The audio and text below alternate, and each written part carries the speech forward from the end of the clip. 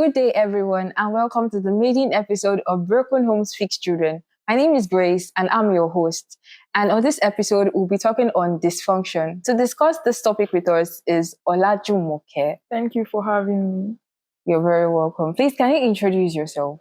Okay, I am Okedare Olajumoke. I'm currently an undergraduate studying human physiology. I'm the founder of Broken Homes Fixed Children. That's all for now. Broken Homes Fixed Children, this is a vision, right? Yeah. So definitely. please, can you tell us what's the purpose of this vision? Yeah, very simple. The purpose of Broken Homes Fixed Children is to project the reality and possibility of fixing to people from broken and dysfunctional homes. Emphasis on broken and dysfunctional homes. That's just it. So you said you emphasized on broken and dysfunctional homes. Yeah. Please, can you tell us the difference between broken and dysfunctional people? Yeah, that's simple. I realized lately that a dysfunctional home is not necessarily broken, but a broken home definitely has to be dysfunctional. In fact, it is the dysfunction that renders it broken at the end of the day. So a broken home, of course, is dysfunctional. That was what led to the split. But a dysfunctional home is not necessarily broken. Of course, if time works on such a home, it most likely will break at the end of the day. Dysfunction is just a situation where something is running, or a home in this context is running inferior to God's initial design or template. So if a home is running inferior to his template, they most likely will break, provided time has worked on it. So a dysfunctional home is just the one that time has not revealed what they are struggling with, while a broken one, time has already worked on it and the whole split is obvious. That's just the difference. So a home that is not running according to God's template. Yeah. What would you say is God's template for a home? I think the template is what you can have with Jesus. You are actually going to give what you have. So if you have worked with God, you've experienced intimacy with God, that is what you can give in a home or in a marriage, provided there are no children in the marriage. But the template is what you can do with Jesus, as far as you can go with Jesus. That is what you should mirror in your home or in your marriage. That's basically what it is. The template is you and Jesus. And that points us to the fact that there's no Jesus in the picture. That home has to be dysfunctional. That's a problem already. So that's just all. So the template for a home is you and Jesus. You and Jesus. Yeah. So what would you say for this vision to have come up, there must have been an origin. Yeah. What is the origin of this? Origin of dysfunction? Yes. We can trace dysfunction back to Genesis 3. I personally believe from scriptures that we fell into dysfunction. We didn't just fall. In fact, if we were to explain it properly, we always say, oh, we fall. We fell, rather. What did we fall into? Right? We fell into dysfunction. We said dysfunction is just living inferior to the design that God intended. God in this picture is the manufacturer. So the moment we start living inferior to what he designed, we become dysfunctional. Sometimes we call it malfunctioning. Okay. So we fell from the correct picture and we fell into dysfunction. So the origin of dysfunction is not now. It actually can be traced back to Genesis 3. The moment man chose and we saw the repercussion of what we chose, we actually started running inferior to his design. The origin is just the fall. That's just it. Origin is just the fall. Yes. Why would you say people from broken homes and dysfunctional homes? Yeah. So why is this so prevalent in our time? One of the reasons is because time has worked on us. Dysfunction actually is a seed.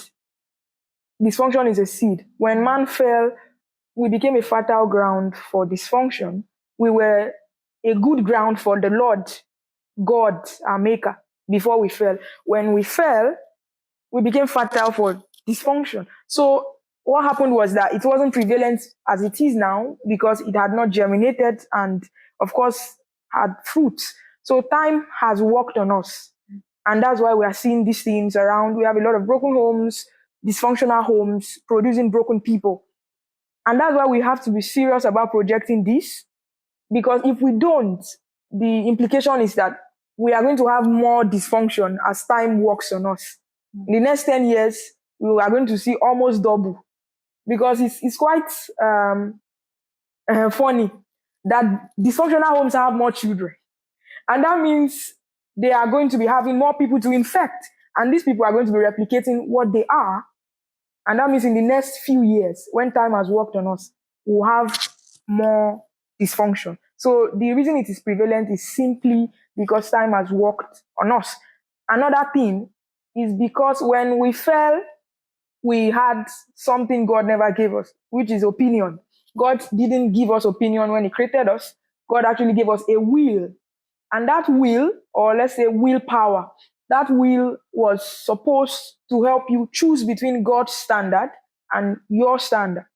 Now, when you have chosen for a long time, the memories that build up from that, your choice, is what should form your opinion. When we fell, we began to choose inferior to God's standard.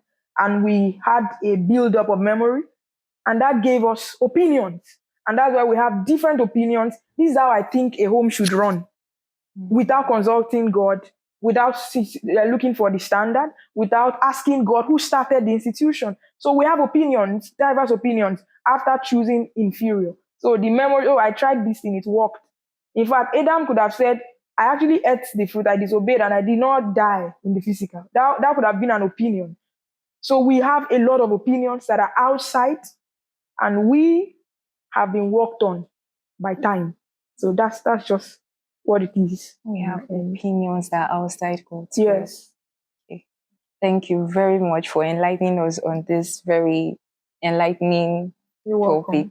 Can I quickly ask? Okay.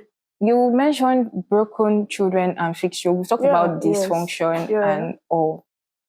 What do you think? We mentioned the problem. Yes. Yeah. How would it be solved? It can only, I'm going to sound a little bit extreme now. Yes. It can only be solved when we find our way back to the fixer, which is Jesus. And the reason is because he is the initial prototype. He's the one who knows how to be properly functional. It is Jesus who is the perfect sample that actually called us into being. So when we fell, that means we started living inferior to what he was. So if we want to get back that picture, you need him around. Are we together to that? Yes. You actually need him around. That's just the solution. The solution is not strictly therapy. A therapist is someone I really honor, but they are not the initial prototype. So they can't give you the perfect result that you need. And I believe we actually need believing therapists that after they've spoken to you, they should lead you back to the initial fixer so that you can be properly fixed. So we need Jesus in the picture. Outside him, there is no fixing.